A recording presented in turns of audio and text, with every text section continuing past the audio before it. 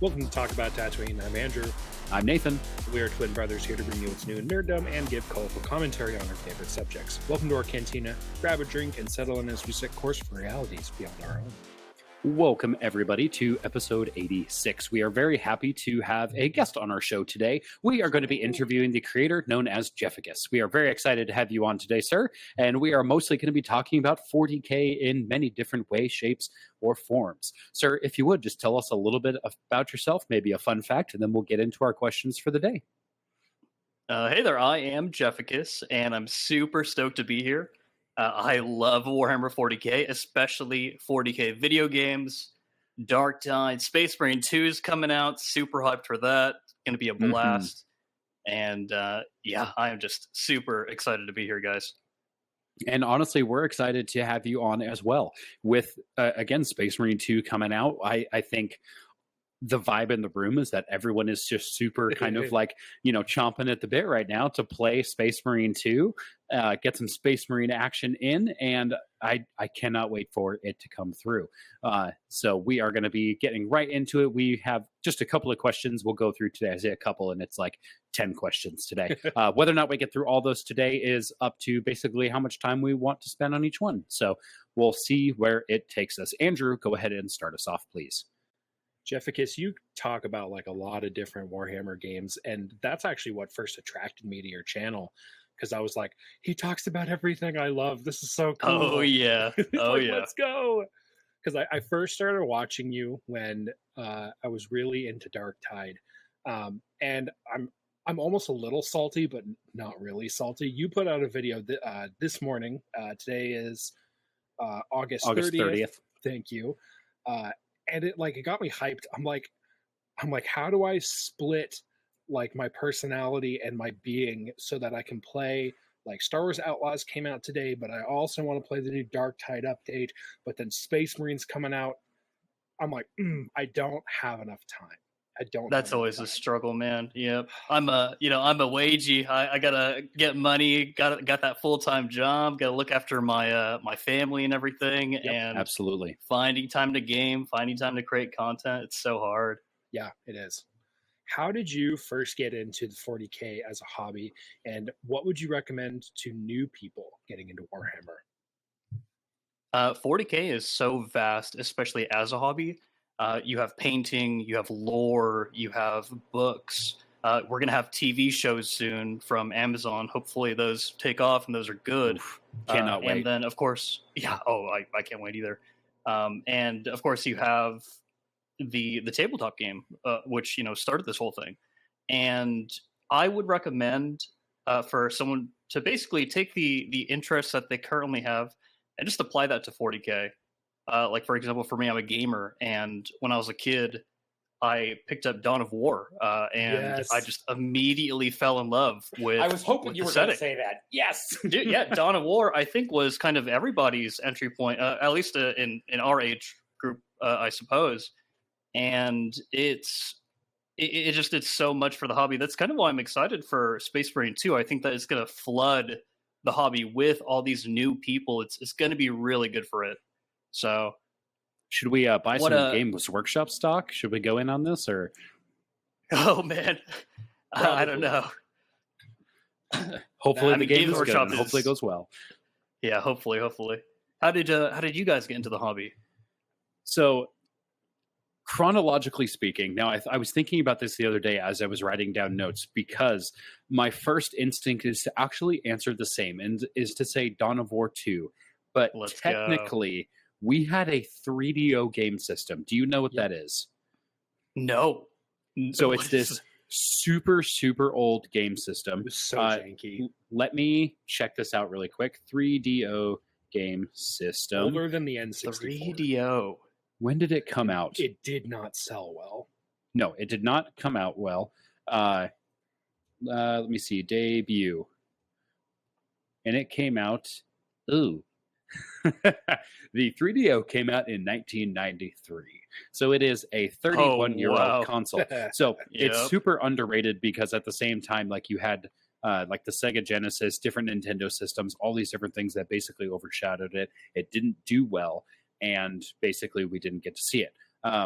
but the 3DO had a game on there that was from Warhammer 40K, and you got to play as Terminators fighting through basically a horde of gene stealers, and it was called Space Hulk. And that's was technically my first entry into Warhammer. I didn't even know I was in the setting when I was playing that. I was just like, you have this giant chain gun. There are 4-armed. I thought they were just aliens, at the time, running at you. And I was like, oh, this is fun. I literally remember I got my tonsils out and I literally played that for an entire week straight because I had nothing else to do and I was just recovering. So that's technically how I got into the hobby, but I didn't realize it was Warhammer. When I realized it was Warhammer was really when I got into the Dawn of War series. That's amazing. I actually kind of have a throwback like that as well because StarCraft was kind of based off of Warhammer. And totally. Absolutely. My dad had gotten me into StarCraft when I was a kid, and I had no idea that the Zerg were based off Tyranids and that Space Marines were a thing in both settings, and the Protoss are basically the Eldar. Yeah. So, it's just influenced our culture and our nerd culture, I suppose, so much. And I think a lot of people don't realize how big it is. Absolutely. And I mean, I didn't realize this until a year ago. I didn't come to that conclusion. I think actually Andrew told me that, oh yeah, did you know that StarCraft was based on Warhammer? And so many cogs all clicked together in my brain at the same time. Yeah. And I was like, I cannot believe I never put that together. Space Marines, they're all the same. The Zerg and the Tyranid, I'm like, the only thing they're missing is greenskins. That's really the only thing. Exactly. Love that. When we're getting into the universe, you had mentioned that there's so many different ways to get in to Warhammer. How do you interact most with the universe currently, whether or not that's books, video games, tabletop, hobby work, and how has that changed over the years? I have always primarily just been a gamer for the most part. That is the primary means that I've interacted with the setting and just with the hobby in general. I have tried to get into a couple of the books, but I have been very spoiled recently with Brandon Sanderson's works, the Stormlight Archive, just phenomenal setting and just a great author that has just completely set the bar way too high for me to have the patience to read any of the Warhammer novels, to be honest. I like not that my answer. cup of tea. Yeah. I have had so many people individually and without contact with one another come to me on their own accord and say, hey, I know you're a big reader, read Sanderson. And after a while I was like, fine, whatever, I'll figure it out. And I picked up The Way of Kings and I was like, this is awesome. It's nuts. So good. He's just on a whole nother level. It's crazy. I don't even know how he writes so many books. I don't know either. Yeah. He's not that old. He's got a ton of stuff. They just released the Kickstarter for a Stormlight D&D RPG kind of thing. It looks amazing. Because you get to play out of anyone in the Cosmere. And I'm like, this is so nerdy. I kind of want it. A couple of guys in our patron server have it. And and I kind of poked them. I was like, so you're going to lead a campaign, right? Oh my gosh. So and good. I want, speaking of D&D, I want a kind of a partnership or something between Wizards of the Coast and Games Workshop. That would be so good. I really want them to do make Rogue Trader great again or whatever, or make a Mordheim great again. I don't know. I feel like we've kind of been missing out on that corner of the hobby for a while now. Yeah. Well, and they collaborated with Magic the Gathering. They created a couple commander decks, and wow, it was hard not to buy those. I was like, I don't play Magic anymore, so I want to own them though. Yeah, I was like, I just want to own these. They look so cool, and I was like, dude, you don't play, so Leveler Heads prevailed. I mean, I think that same week I ended up buying Chaos Gate for my Xbox, it had just come out, and I was like, I'm already spending money on Warhammer. I have way too many Space Marines. I was like, I could probably not have this. But they already have shown that they can work together. D&D just feels like a perfect match. And now that you've said it, I need it. I need it. I need Hopefully, it. it's out in the ether now. It's out in the Yes. ether space, and the idea fairy will carry it over to Gary Gygax. I don't know. Oh, that'd be so sweet. Let's see. How did you first get into content creation? Ooh, so I started around a year ago, and I actually started with Destiny 2. If you guys Nice. have heard of that game? Question A mark little- by a little Bungie. studio by Bungie. Yeah. Yeah. By a little, yeah. But the thing with doing content creation for one game, it's very, very difficult because you end up just spending all your time doing one thing all the time. Yep. And it kind of drove me a little crazy. Mm. So I tried to break out of it as soon as I could, experimented with basically just making some shorts and getting better at editing over the course of the summer, and really hit the ground running with Dark Tide when Absolutely. the September update released, and the game actually became very good. And then I just got into pretty much all the Warhammer games that I'd kind of ignored for the past 6 to 10-ish years, because I've just kind of been playing Destiny 2 and World of Warcraft. So those kinds of games take up a lot of time.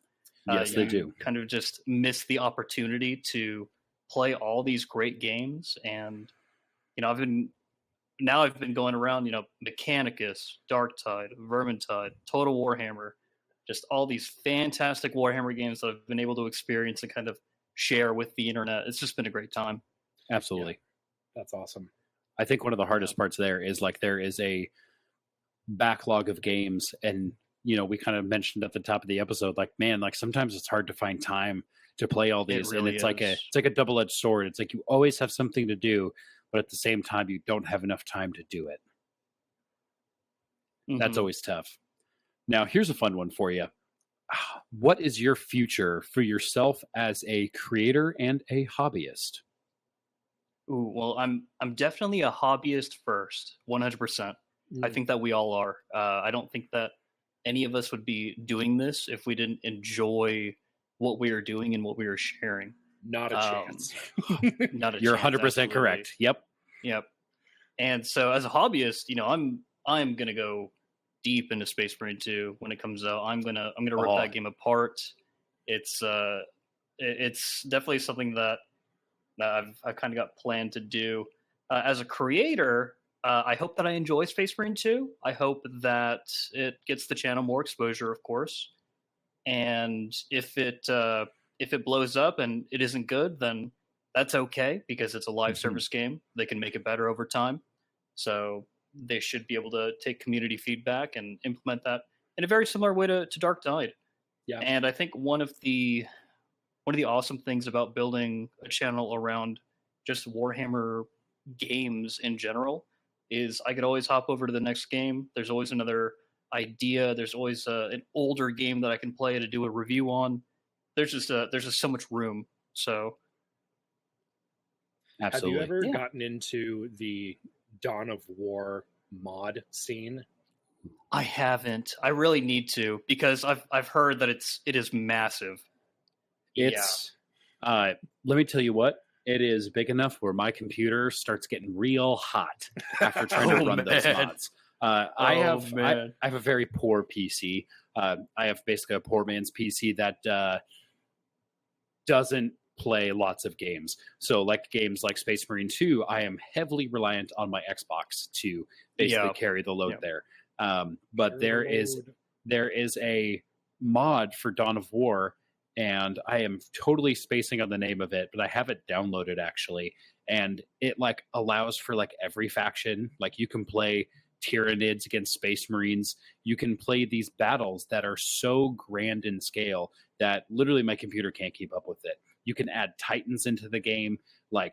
You're trying to fight thousands of Tyranids at a time. You've got capillary towers blossoming all over the field. It's literal madness, and I wish I had a better PC to be able to handle those mods, because they're super fun. Some really creative minds did some work. It is so cool. So cool.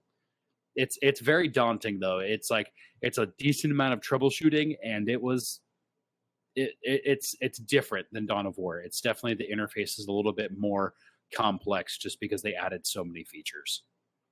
It's so crazy that very often we find that people who are very passionate about the setting can often do a better job than people who are being professionally paid to make content for it. Like, for example, Dawn of War 3 wasn't actually a game. Doesn't exist. It's fake news, AI generated clickbait on the internet. It was just kind of a fever dream that a lot of people had at the same time. But if they were to do a Dawn of War 3, then they really should take input from the fans, contact some of these modders, and get some real talent on those teams, because people do a really good job out there in the community. Yeah. In an industry that relies so heavily on creativity, it surprises me that there are not as many people from those modding communities that are actively being sought out for job roles.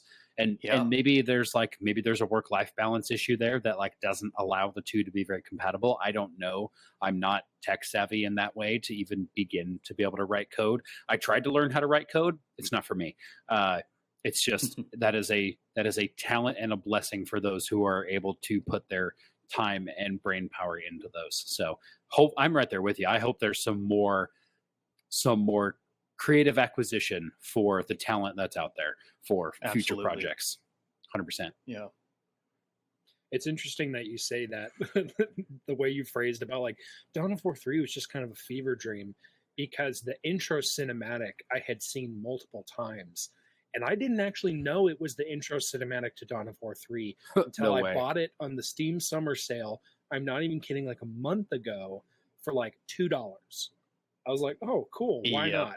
Dude, I regret buying it. I'm like, this is boring. I could have had 8 gumballs. I could have had 8 gumballs for that price. It's ridiculous. Do you know how much candy you can buy for $2? Well, not in this economy, but yeah. You're like, I could have 1 candy bar. Dude, it's so forgettable. It made me want to play Dawn of War 1 again, but Dawn of War 2 and 3, they were lost on me. I just could have been better. Like, they had such a winning formula with Dawn of War 1. All they needed to really do is update the graphics, make some quality of life improvements, and maybe like change the chapter or faction you play as, and they would have had a brand new game and it would have sold perfectly. Yep. Yeah. Absolutely. Yeah, absolutely. Yep. But they don't want to hire me as a consultant, and they don't want to make money. It's so weird. A lot of companies that kind of partner with Games Workshop and use the IP or license the IP for some reason don't want to make money. Yeah, it's like, a mystery. It is a mystery. It's like yeah, because there are definitely some 40K games out there that they're just not fun, but others that are like total sleepers, like Inquisitor Martyr. Have you ever played that one? No, I've watched a Let's Plays of it, but that's one of those that has kind of like been on the shelf. I haven't had the time to touch it yet. So if you are a fan of the Diablo games, it is it's Diablo with a Warhammer skin, and it's pretty fun. Like Chaos Bane. Yeah. Mm-hmm. Yep. Man, yeah, there's so much good stuff. Nathan, what question are we even on? We are on question number 5. They're not numbered. Let's see. Oh, here it is. If you had to be in the 40K setting, what faction would you want to be a part of? I think about this all the time, and my answer changes depending on how much lore I know about the setting at that time that I'm thinking about this question. Sometimes I'm like, oh, I'd want to be like a Chaos Demon, because you're basically immortal. You die, you get banished back to the warp, etc., etc. But then, knowing my luck, I would just be like a Nurgling or something, and that would just be terrible. So yeah, Son of a bitch. Yeah. This isn't even the deity I wanted to serve. But I think that I would honestly want to be a Tau. I think the Tau probably have it the best when it comes to lifestyle and chances of having a decent life as an individual. I think that everyone else, you kind of just living in the suck. I think you're living in the suck if you're a human in the Imperium. You're living in the suck if you're a Eldar on the craft world. You take a tumble down your stairs or some stairs and you die, and then Slanesh eats you. Like, oh god, a lot of these people just do not have it good. So yeah, I'll stick with the anime boys, the Tau. Interestingly enough, I agree with you, but not for the same reason. It's actually Dawn of War Soulstorm made me want to actually, that's like right now I'm actually an orc player, mostly because I was given a few models of orcs and I just ran with it. Nice. But my next army is most likely going to be Tau, really because in the Dawn of War games, I love being able to set up just a firing line that like mows people down. Yeah. And like I literally just like put my guys on hold, put them in cover, and just have them mow down the enemy. And it's like my favorite feeling in the world.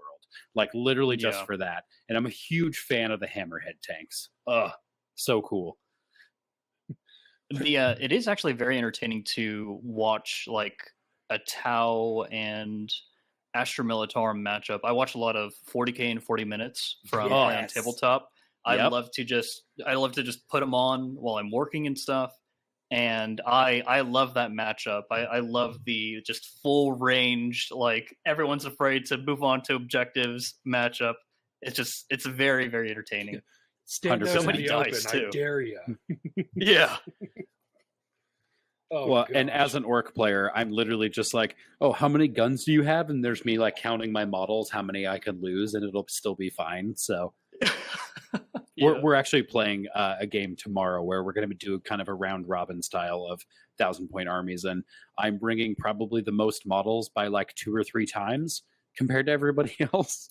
Because that's just how orcs operate. What's your total model count for tomorrow? 1, 2, 3. I'm sitting close to like 50 models.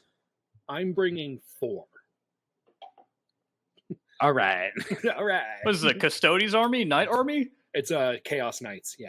Chaos Knights. There it is. I traded in most of my Space Marine Legion, about half of them. What you can see on the shelf back there is the remaining half. There they are. I traded in most of my infantry for some store credit at my local game store and brought home a Cerastus Knight. It is, I'm not even kidding, it's like 14 inches tall. It is almost the height of a Titan, like a Warhound Titan. Excuse me. It has been such a pain to paint. Because I'm going Chaos and I'm painting it. I'm starting off with some Black Legion colors. So like with primarily black armor panels with the gold trim. Dude, gold trim on Chaos model, it is driving me bananas. There's so much of it. I envy artists so much. My wife is an artist and she does a lot of my D&D minis and everything. And Excellent. the strategies, I don't know if you can call it that, the strategies, the techniques that she uses 100%. for painting certain things just blows my mind. It blows my mind every time I watch her paint. It's crazy. Yeah. Do you have any wisdom to share with the group? I'm not a good painter, so. I just watch her and I'm just like, what is going on? What's happening here? This is like magic. It's like watching a Bob Ross video. It's like, okay, you had one color. Oh, look, a mountain just appeared out of nowhere. Yeah. I love that. It's mystifying. Next question for you. So this can be anything that you've done or worked on, videos, social media, models, armies, literally anything. What creations are you the most proud of?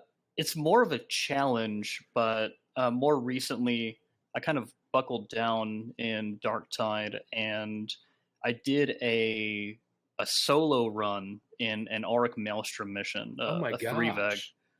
Yes, and it's not the kind of content I think that gets a lot of views or anything. I just wanted to do it for the challenge. I just wanted to challenge myself and get it out of the way. And it took me quite a while to kind of learn the techniques and the run and everything to put together and be successful. And it was just so fun to do. And I think that for anything that I make, if I have a lot of fun making it, that's going to default be the thing that I'm most proud of. Even if I put it out there and it doesn't get a lot of views or anything, doesn't make me a lot of money, it doesn't matter. I just had fun doing it, man.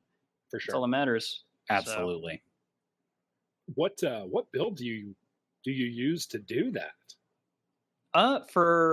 So usually if you want it to be a bit easier, you want to go with an invis build.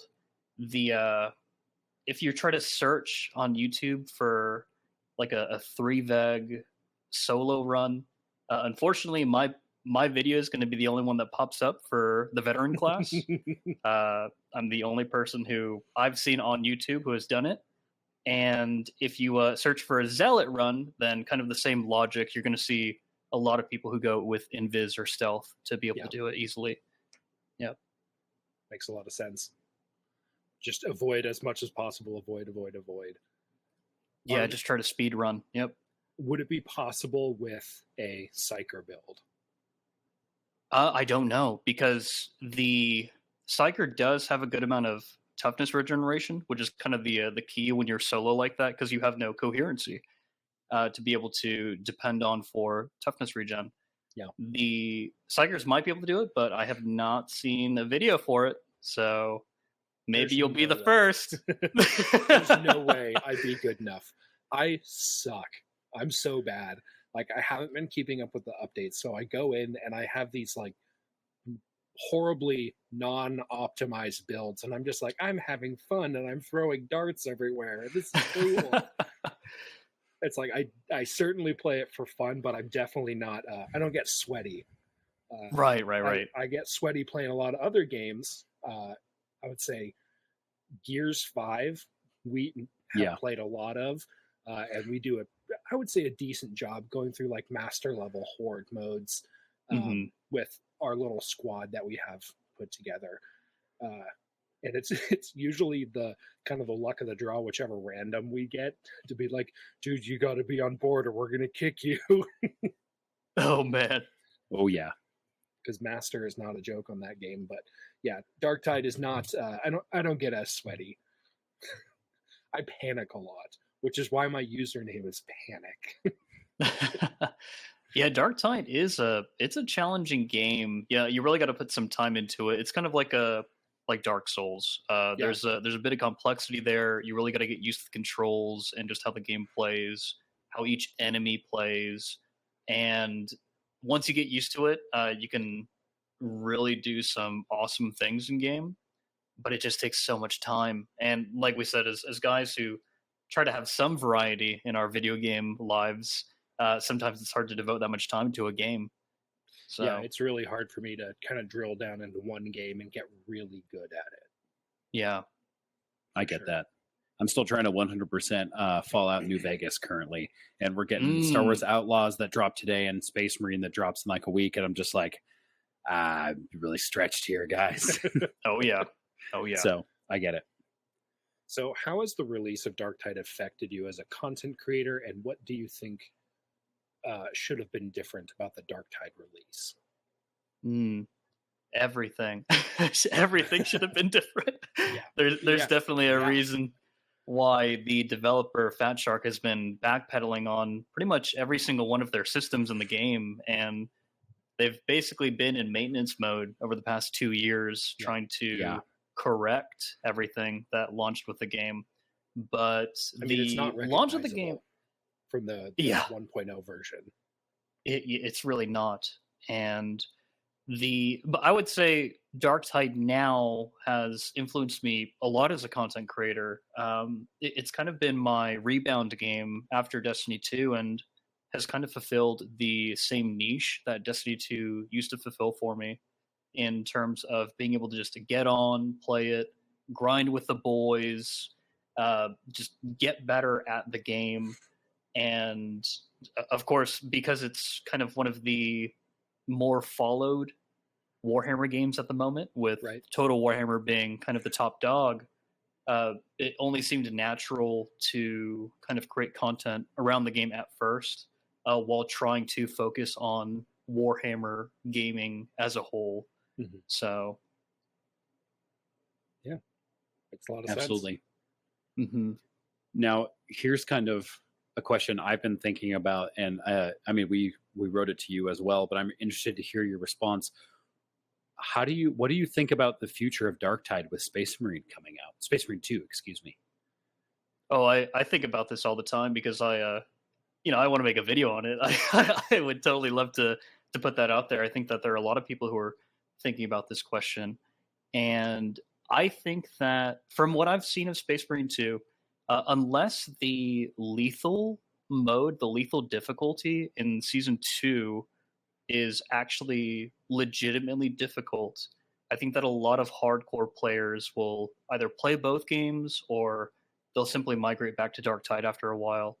Mostly because from what I've seen of Space Marine, it doesn't look like a hardcore game. It seems much more like Helldivers 2, where it's more of a casual experience to get on there with the boys, kill some aliens, kill some heretics, and it's not going to be a difficult experience. It's not designed for that. It seems like a power fantasy experience, which is good. There definitely needs to be a power fantasy type game in the Warhammer 40K video game industry right now. So, but unless the player versus player is, I guess, more challenging and more interactive, I don't see many people leaving Darktide. Mm-hmm. So, and we've seen nothing I hope of the multiplayer. Yeah, very little. There's been a few screenshots, and that's it. No one has tested the versus mode or the Eternal War mode yet, which is kind of worrying. But I will say that when it comes to this topic, again, just from what I've seen of Space Marine, it's got a lot of the systems that are really going to be able to just take off in a year. If the developers do it right, if Focus and if Saber do it right, they could definitely surpass Darktide. And I kind of want them to. I want them to just pummel Darktide into the ground because I want competition between these companies for this audience so that both games are better in the end. Definitely. Have you seen the rollout schedule for Space Marine 2? I have. The roadmap is very exciting. It is very, very exciting. I'm trying to remember where we posted that. Oh, I think we posted it on Instagram. Everywhere. I'm like looking on Discord and I'm like, why is it not on Discord? I'm like, right, because we put it out in the social media sphere. One thing I thought was interesting is they're not coming out with the Horde mode until 2025.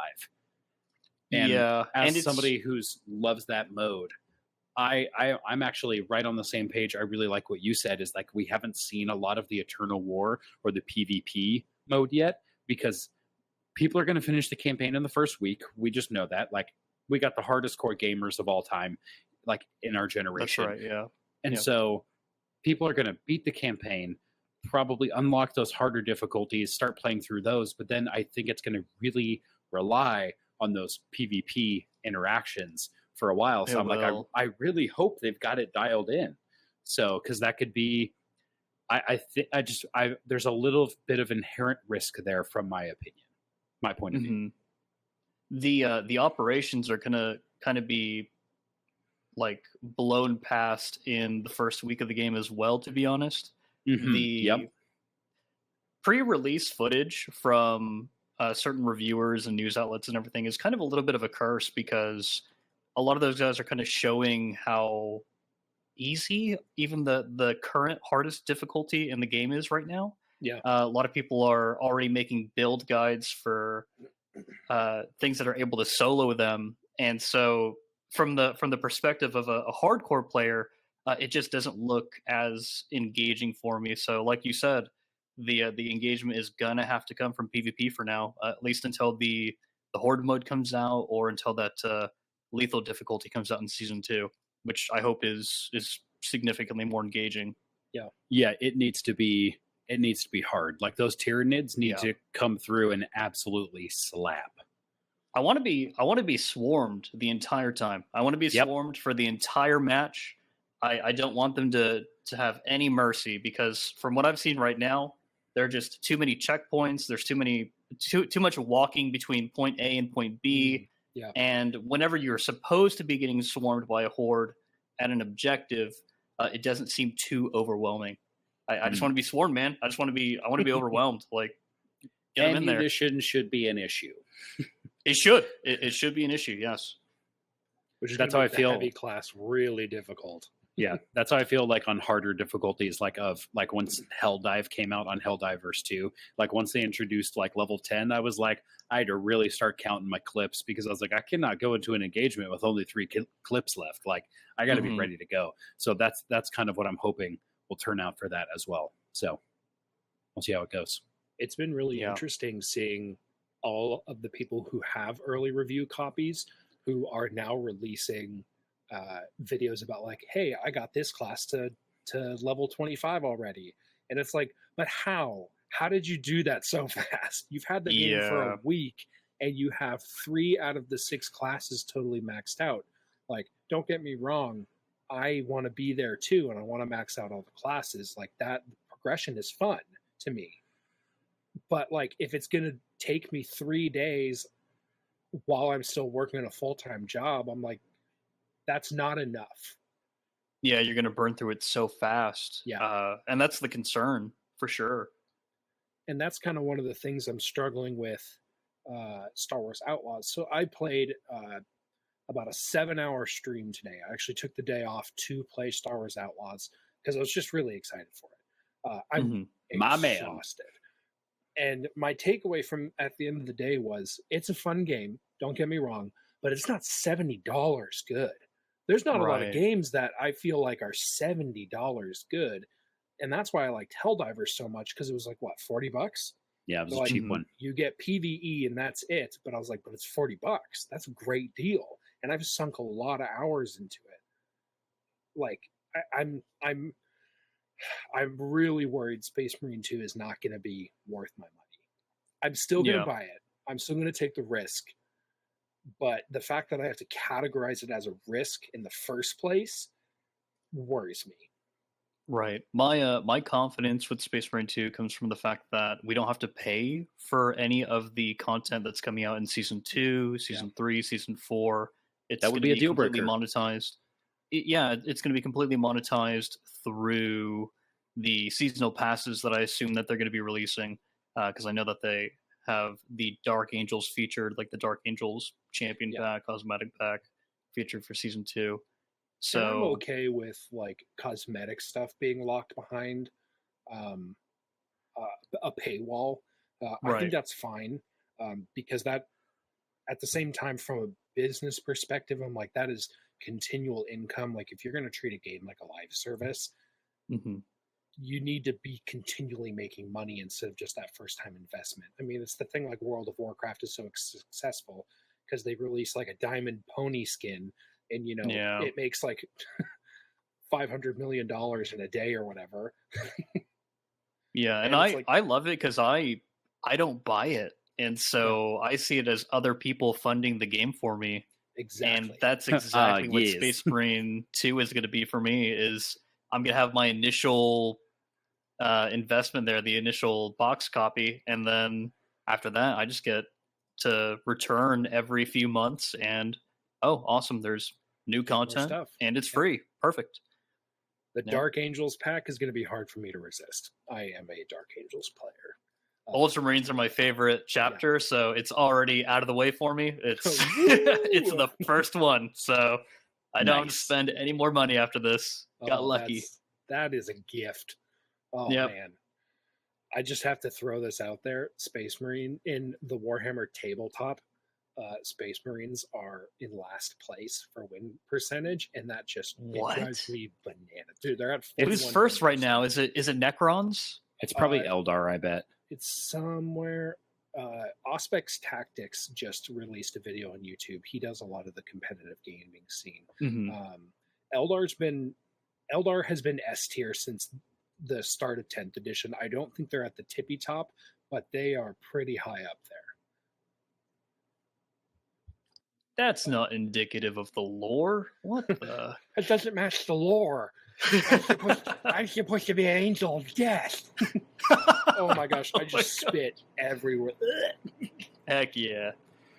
This is usually where I would comment where I'm like, all right, time to edit out the stupid, but I usually leave that stuff in. So to my embarrassment, thank you, brother. Appreciate you. This is why people keep coming back. Yeah, that's true. Okay, I'm going to keep us moving just a little bit. You recently covered Speed Freaks on your channel. Can you give our viewers a quick 60-second review of the game? Oh, yeah. Speed Freaks is a very fun combat racing game that features orcs as kind of the main characters doing these disaster derbies and just killing each other in these lobbies. And it's a good game. I really love the art style that they've chosen for their graphics. The sounds are all phenomenal, and the controls are really good as well.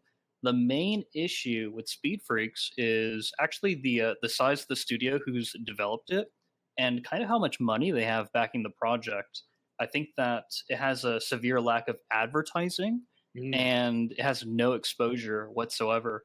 And in a game that is all about multiplayer PvP, you need that. You need that to be pushed all over the internet. And I think that's kind of why they made the decision to release the game so early, is mostly because they kind of needed that funding. They needed to get a product out there so they could start making money on it, and so that they could just start updating it. So the gameplay that I saw from your video actually really reminded me of the Deserts of Pandora from Borderlands 1 and 2, where you're basically riding around in these like junk mobiles, but you're like shooting saw blades and stuff at each other. And I was like, oh, this is giving really good Borderlands vibes, and I'm kind of here for it. Yeah, the common comparison is Twisted Metal for us older millennials and boomers. That is the common comparison. Love and that. It's accurate. Yeah. That being said, what is your favorite Warhammer game of all time? Oh boy, do you guys think it's Darktide? I would, if based on this conversation, if you were a betting man, it's either Darktide or it's going to be something nostalgic like Dawn of War. It is something nostalgic, although it's also an experience that can't be replicated. So it's Warhammer Online, and when you're there for the launch of an MMORPG, it's just the craziest and funnest experience, and that can't be replicated. You cannot replicate it anywhere. Even when the Return to Reckoning servers launched for the first time, it just didn't have that same level of excitement and that massive Zerg rush of tens of thousands to hundreds of thousands of players all playing the game at the same time. And Warhammer Online just has this special place in my heart because it is one of the only PvP MMOs that lasted for a little longer than a year, because the intrinsic nature of PvP MMORPGs and how self-cannibalizing they are to their own player base. Yep. But it was just such a fun game while it was alive, while it was out. Kind of it was like a shooting star. It was quick, shined bright, and then it just crashed and burned real quickly. So, and fun fact, Warhammer Online Age of Reckoning, at least, came out on September 18th, 2008. So quite a bit ago. Yeah. Very cool. Yeah. Very cool. So that kind of brings me to like a follow-up question. Have you seen any of the gameplay for Dune Awakening? No, I haven't really been keeping up with it. I know they've been making a Dune MMO, but typically I don't really play because it has survival elements, right? For sure. Typically I don't really play survival-based games. Never been a Minecrafter or into like Terraria or anything like that. So I just kind of now it's a deep rabbit hole, so careful. Oh, is it? Oh boy. But yeah. I was honestly was late to the party when it came to watching Dune 2, like the film, just because I didn't have the time. Like between kind of like gaming, the job, staying fit, hitting the gym, family, all that stuff. It just wasn't a priority when it was out in theaters. Yeah. I only watched it very recently while I was on an airplane. So there you go. I watched it. I was very similar. Watched it on HBO this summer. I think it was early summer. I watched it because I watched Dune, the first Dune movie. Not the like very first, but the first Timothée Chalamet movie. Watched that. Had to read the book because I was like, I really want to know what happens. Then I watched Dune Part 2, which I to be fair, I did not read the book. I listened to it on audiobook. Much different experience, much quicker. So I highly recommend the audiobook version of Dune over the book, the hard copy, because some of the names are impossible to pronounce. Yeah. Like, the Bene Gesserit witches, there's no way people could figure that out. But so Dune Awakening is going to be a survival shooter MMO, and I'm very interested in that. I love survival games. I love shooter games, but I'm pretty new to the whole MMO thing. I played a little bit of Star Wars: The Old Republic, and that was about it. So I'm interested to see how they're going to take this, and it is going to have PvP. There's going to be PvE segments of the game, kind of like safe zones where you fight against AI and stuff like that. But the PvP, I think, looks really interesting too, and I'm really excited, but also kind of wary. I'm like, is it going to be good? But I'm also a huge Dune fan, which also fuels my my fandom for Warhammer. I don't know which came first. I think Frank Herbert wrote Dune before Warhammer was a thing. I want to say that was the chain of events, but they heavily influence each other. Yeah. It is uncanny. Absolutely. I'm terrified for the future of MMOs and MMORPGs because it seems like these projects are so expensive that developers shoehorn kind of predatory microtransactions into them and kind of remove a lot of the reason to play those kinds of games. Whenever you play an MMORPG, you kind of want to dive in, spend a lot of time in it. An example would be like Star Wars Galaxies, where being a Jedi when Star Wars Galaxies first released was very exclusive. It was a very exclusive thing that not everybody could access. And if you were a Jedi, everybody wanted to kill you so that because your Jedis were hardcore characters. So if you died, you lost it. You lost the Jedi. You lost the character. And so that the next person can become a Jedi. And it was a completely random thing. And MMOs have lost a lot of that magic and majesty because there's no reason to farm for that best armor set or coolest looking armor set in the game because it's being sold on the store. The coolest set is being sold on the microtransaction shop.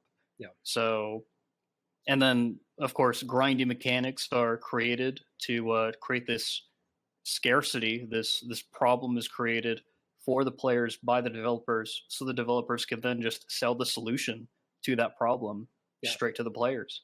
And it kind of ruins these games. So I hope that the Dune MMO does really well, but I just foresee if it has any of these features in it that the health of the game isn't a priority for the developers. They just want to make money.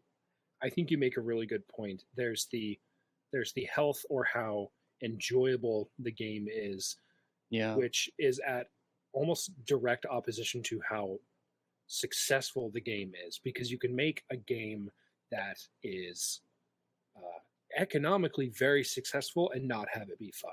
Oh, that's WoW right now. Yeah, that's absolutely WoW right now, and it's scary. It's scary how true that is. And I mean, not to show my level of brain rot, but I think like Fortnite is a really good example because they are making money hand over fist. I don't like the game. I don't like the gameplay. I think the battle royale idea, I think it was a good flash in the pan. Personally, I'm like, it was novel at the time. I wouldn't I don't recognize the game as it is now. I don't even really watch any footage of it. I'm glad other people enjoy it, but it's not my cup of tea. Mm-hmm. But they're making money hand over fist, like what you said with cosmetics, which is it's a double-edged sword, because one, you're fueling the live service of the game, which almost feels like the expectation for games now, and not, oh, hey, like, we're going to develop this. We have to sell, a certain amount of copies to be considered profitable, and then we're going to walk away and develop something else. Like, that's not a thing anymore. Or at least it doesn't feel like that's a thing anymore. I think that it's definitely an expectation that has been set up by shareholders and investors and kind of forced onto gamers, because there are games that are fantastic, have very minimal support after they release, and do well just because the game is good. Yeah. Elden Ring, Baldur's Gate 3. Gosh, yeah. Those are my top 2 games for the past 5 years or so, or that have been released in the last 5 years. And I've just spent so much time on those games because I love them, because they're so good. They feel so good to play. The stories are so engaging. And as long as there are studios like FromSoft and Larian who are out there who are kind of championing these games, then I think gaming is going to be fine, and indie as well. Yeah. I don't know if you guys played Animal Well, but Animal Well was like this sleeper hit. It was so good. And of course, throwing out a game that you guys have never heard of, I think that's also fantastic, because in 20 years, you might look back and be like, what is this random indie game on Steam that they're giving out for free? And you hop in, you play it, and you're like, this is crazy. Yeah. And I think that we're gonna see a lot of that moving forward, since game development is basically it's kind of been getting easier, but I think with AI it's going to get much, much easier. So you'll have more individuals out there making competitive products that will end up competing with AAA titles. It's Absolutely. gonna happen. Yeah. I think that'll be really cool, because I know AI does some really cool things with coding, especially. I'm not a huge fan of AI in the art world, because it just, the software steals art and basically rewrites it and redoes it. Yeah, that doesn't feel good to me. Artists work really hard. They have what I would classify as exclusive talents that I don't possess. But for things like coding, I think it's a game changer. I think it's a really good thing, because it's like AI is probably not going to forget that semicolon. It's like, hey, we just have it written, or hey, it's going to pull something from somewhere billions of times faster than we can. So I'm excited to see what happens. Yeah, and speaking of AI and how it affects art, I see Warhammer channels that utilize AI-generated art and AI-generated voiceovers to go over lore and stuff like that. It's already happening. It's already happening. It's already kind of that could be a living person who's making that content. And I think that in a couple of years, what you're going to see is authenticity is going to become a very valuable currency on the internet and on YouTube specifically. When you have an actual human being who's talking to you and giving their thoughts on something, and they're not just some AI or some bot, that's going to be very valuable. It's definitely going to happen. So the pendulum will swing both ways. Absolutely. That is a great quote. Authenticity is going to be like really valuable in the future. I love that. Snaps on that. I love that. Oh, I love it, you dork. Fantastic. I'm so tired. I get it. All right, sir. As we come to the end of our episode, is there anything you would like our audience to hear from you? Any last words or anything like that? Yeah, what are you working on? Well, I would just say, for anyone who's not into Warhammer, give it a try. If you're an artist, get into the painting scene. If you're a gamer, go pick up Space Marine 2. Go pick up any one of the games that kind of matches the genre of game that you prefer, because I guarantee it's out there. Like, there are so many Warhammer games. It's such a vast setting and vast industry. And if you love tabletop wargaming, then you're probably already playing Warhammer. But if you haven't picked it up yet, then go give it a try. Yeah. And just if you're looking for a new hobby in general, or if you want to try something out, it's just such a good community. It's very inclusive, and it's the kind of thing that can really help people get through some tough times. So huge 100%. props to Games Workshop for creating an amazing hobby. Absolutely. Jeficus, thank you so much for joining us here today. If you guys don't know, you guys can find Jeficus over on his YouTube channel, where I'm sure we are going to get just an oodle of delights covering Space Marine 2 in the next coming months. Thank you guys so much for joining us. Please consider subscribing here and over at Jeficus's, that's a hard one to say, channel as well. And guys, normally we finish out with The Emperor Protects, and I think he indeed, the Emperor Protects. Let's go!